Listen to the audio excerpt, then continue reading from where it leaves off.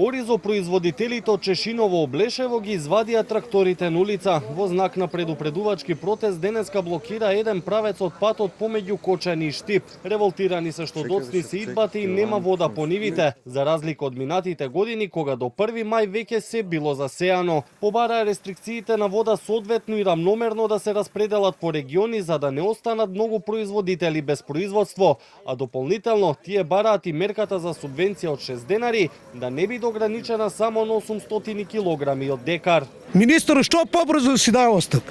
Да го нема, да го нема. Од и најголем лажач до сега таков министер не сме имали. А прием тражиме кај премиерот.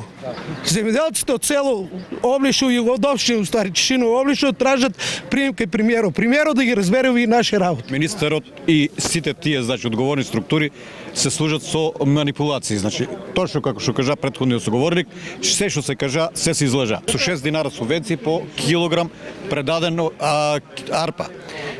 Како се променија тие правила, како се променија тие субвенции, не знаеме, значи, меѓутоа тоа не е испочитувано, одлуката на владата не е испочитувано. Министерот за земјоделство Цветан Трипуновски утринава пристигна во Чешиново Облешево за да разговара со оризо производителите и кажа дека се прават максимални напори за исполнување на планот за наводнување, при што ќе се води контрола за распределбата и рационалното користење на водата. Водата уште денеска ќе биде пуштена за да може да се запазат оние оптимални рокови.